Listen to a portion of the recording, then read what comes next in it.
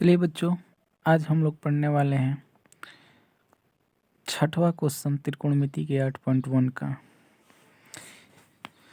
कह रहा है कि यदि कोण ए और कोण बी न्यून कोण हो, जहां cos ए cos बी हो, तो दिखाइए कि कोण ए बराबर है कोण बी के। तो सबसे पहले एक त्रिभुज बनाएंगे।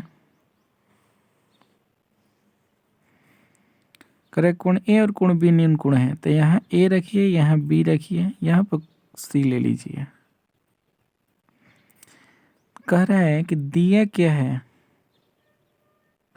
दिया है, देखिए जो दिया रहता है उसी से लेके चलते हैं। दिया है cos ए बराबर cos बी, इसे समीकरण 1 मान लेंगे।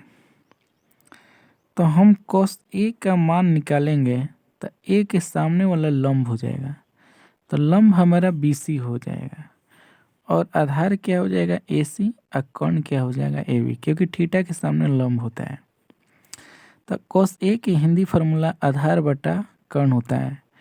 तो ए के सामने वाला लंब तो आधार क्या हुआ AC और कोण क्या हुआ AB, इसे समीकरण 2 मानेंगे। उसी प्रकार cos B के वैल्यू देखेंगे। cos B के सामने वाला लंब हो गया, अब ये आधार हो गया, ये कोण हो गया।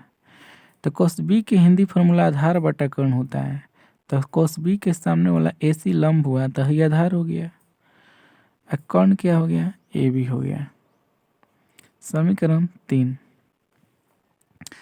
अब समीकरण 1 में 2 तथा 3 का मान रखने पर, 3 का मान रखने पर, तो cos A के जगह पर cos A के मान रखेंगे, cos B के जगह पर cos B के मान रखेंगे। तो cos A के जगह पर क्या लिखेंगे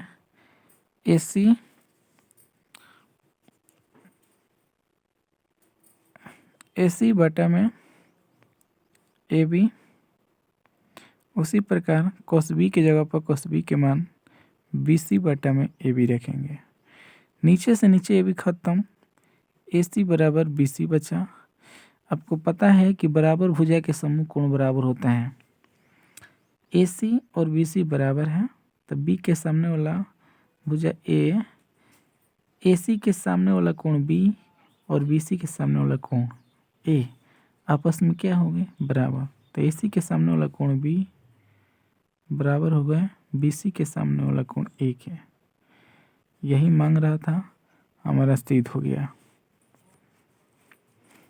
कोण B बराबर क्या हो गया कोण A, यानी LHS बराबर हो गया किसके RHS के। हमारा यही मांग रहा था, सिद्ध हो गया। चलिए बच्चों, मिलते हैं अगले वीडियो में।